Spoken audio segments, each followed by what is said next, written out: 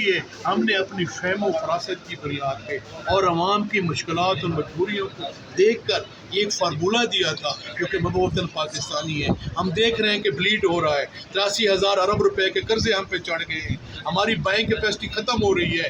ہم جو ہے اگر یہ امریکہ اور عمران والی باری نہ ہوتی تو پتہ نہیں آپ کے ساتھ کیا حالات ہونے تھے. جی 2/3 اکثریت والی حکومت کو کیسے ہٹا کے نیشنل گورنمنٹ قائم کی جائے گی؟ اکثریت والی تو 97 میں بھی تھی، وہ بھی چلی گئی تھی. 2/3 والی اکثریت 90 میں بھی تھی، وہ بھی چلی گئی تھی. پاکستان کو چلانا ہے، اس ملک کو چلانا ہے، پاکستان کے عوام کو مطمئن کرنا ہے، پاکستان کے عوام کے مسائل حل کرنے ہیں. مجھے نہیں لگتا کہ دیکھیں جی سب سے بڑا یاسٹک کیا ہوتا ہے کہ آپ پرامن منصفانہ، میں دیکھیں جی میں عوامی آدمی ہوں، منصفانہ غیر جانبدارانہ آپ الیکشن کریں، جس کو عوام ووٹ دیں. مفتی خیل صاحب، اس کو فرسٹ طریقہ کار یہ ہے، اگر آپ وہ بھی ناگزیر وجوہات کی بنیاد پہ اگر آپ وہ فلفل نہیں کر پائے تو پھر وہ سسٹم کیسے چلائیں گے مجھے بتائیں. تو پھر اس کے دوسرا طریقہ کار جو ہے پھر مارشل لا والا ہے، پھر مارشل لا لگ جائے گا. تیسرا طریقہ کار جو نیشنل گورنمنٹ ہے، سب سسٹم چلے گا. یہ بتائیں کہ آپ نے بھی اگست کے مہینے کا اشارہ دیا اور یہی بات فیصل واڈا صاحب بھی کر چکے ہیں. سر کوئی پس پردہ کوئی بات چیت چل رہی ہے کیا؟ آپ کو کیا لگ رہا ہے کہ حکومت کامیاب ہے؟ سر میں آپ سے پوچھ رہا ہوں. دیکھیں نا، میں آپ میرے بھائی ہیں نا، آپ اس پاکستان میں رہتے ہیں نا، آپ دھوپ میں جو کھڑے ہیں تو یہاں سب کنٹری، آپ تو ہمارا ایکس رے مشین ہے. آپ کے بات کرنے والے میں سمجھتا ہوں کہ ان سے سسٹم نہیں چلتا. آپ یہ کوئی خوشامد والی بات نہیں ہے، یہ کسی قسم کی کوئی تنقید والی بات بھی نہیں ہے، یہ یا خواہ مخواہ مخالفت والی بات بھی نہیں ہے. اس ملک کو، اس پاکستان کی بہتری کے خاطر ہم یہ بات کر رہے ہیں کہ ان سے سسٹم نہیں چلتا. سر یہ بتائیے، خدا مہربانی کریں اس سے پہلے کہ بہت بڑا نقصان ہو جائے، آپ جو ہے وہ عقل کے ناخن لیں، آپ فہم و فراست سے، اور جو ہے پوری ہم قومی حکومت سے مراد یہ ہے کہ تمام پولیٹیکل پارٹیز پاکستان کے تمام سیگمنٹس آف لائف وہ ایک جگہ بیٹھیں گے، وہ مثال کریں گے اور پاکستان کو چلانے کی بات کریں گے کہ اگلے 20 25 30 50 سال کے لیے ہماری یہ پالیسیز ہوگی. ہمارا جو ہے قومی معیشت ہماری اس جگہ پہ چلے گی، فورن پالیسی ہماری اس جگہ پہ چلے گی، ہماری یوتھ کے لیے یہ پالیسیز ہوگی، ہماری عام آدمی کے لیے یہ پالیسیز ہوگی. ہم پورا ایک پیکج دیں گے جی، ٹھیک ہے نا جی. بیٹھ کے گیون سچویشن کا حل تلاش کر کے دیکھے کہ اس ملک کو اکنامک پاور کو بھی تو چلانا ہے نا جی. جب ان سے نہیں چل رہا تو خواہ مخواہ یہ بیٹھے ہیں، یہ تو کہتے ہیں ہر دفعہ گولیاں مار کے ہمیں الیکشن جتا کے سر یہ کہا جا رہا ہے گولیاں کیوں ماری جائیں ان کے لیے؟ ان نلیکوں کے لیے، نیلوں کے لیے گولیاں ماری جائیں. ان نلیکوں نیلوں کے لیے پاکستان کے ادارے کو بدنام کیا جائے. ان نلیکوں نیلوں کے لیے یہ کیا جائے کہ یہ جو ہے یا نلیک جہاں بیٹھے رہے اور ملک کو جو پاکستان کے ادارے ہیں وہ بدنام ہوتے رہے. لیکن میں تو صلاحیت ہی نہیں، میں قابلیت ہی نہیں، یہ ملک سنبھال ہی نہیں سکتے. اگر یہ ملک سنبھال لیتے تو ان کو پہلے نکالا کیوں گیا تھا؟ نہیں ہوگا، کوئی حکومت ہوگی. اس لیے نکالا گیا تھا نا، سر ان کو نکالا گیا تھا. یہ چہرے دیکھے ہوئے ہیں، یہ چہرے آج سے نہیں ہے. مفتی خیل صاحب سوری میں آپ کو روک دوں یہاں پہ. سر ان کو جب نکالا گیا پھر لے کر بھی تو وہی آئے نا سر.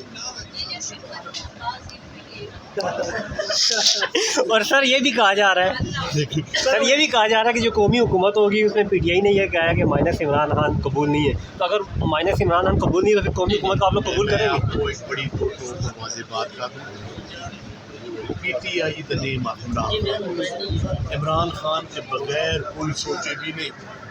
اگر عمران خان کے بغیر کوئی سوچے گا تو ان کے حالات وہی ہوں گے جن کی آپ پریس کانفرنس کی بات بتا رہے تھے. ٹھیک ہے نا جی. پی ٹی آئی کے رکھوالے وہ ہیں جو پی ٹی آئی کے ساتھ کھڑے ہیں، مشکلات میں خون اور آگ کا دریا کراس کر کے کھڑے ہیں، جن کو پرچے کیے گئے، جیلوں میں ڈالا گیا، جن کی سیٹیں چھینی گئی، وہ ہیں. جو بھاگ گئے وہ پی ٹی آئی کے ترجمان نہیں ہے. سر عموماً بزدل لوگوں کا پی ٹی آئی سے کوئی تعلق نہیں ہے. یہ جو کنٹینرز کی بات ہو رہی ہے، کنٹینرز فیصل واڈا صاحب نے کہا کہ اب یہ سارے کنٹینرز کے اندر نظر آئیں گے، اوپر نظر آئیں گے. کہیں حالات ایسے تو نہیں بن رہے کہ عمران خان یہاں بیٹھا ہوگا اور وہ سارے کنٹینرز پہ ہوں گے؟ انشاءاللہ دکھتے جائیں.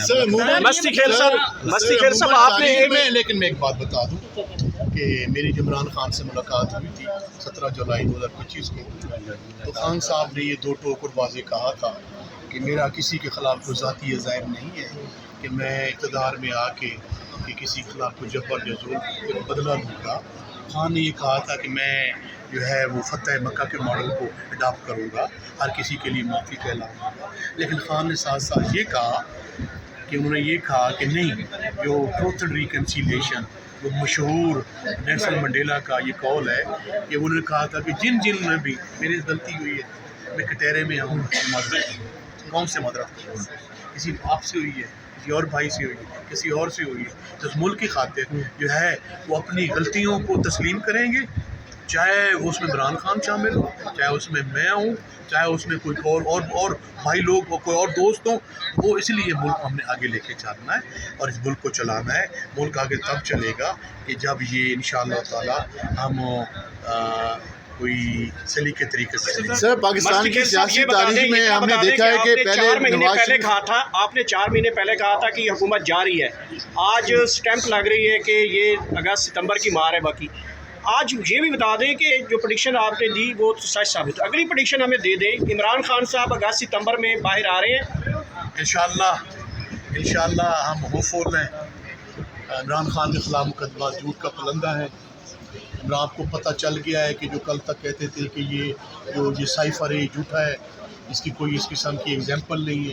آپ نے وہ دیکھا کہ اگر یہ کچھ ثابت ہو جائے تو آپ دیکھ رہے ہیں جن لوگوں کو شاید یہ علم نہیں تھا کہ جو بڑی فورسز ہیں جو انٹرنیشنل آرڈر کو چلاتی ہیں وہ وہاں رجیم چینج کرتی ہیں، تو آپ نے ایران والی مثال دیکھ لی، جب کھلا اور کچھ چیزیں جو ہیں انشاءاللہ تعالیٰ اور بھی کھلتی آئیں گی۔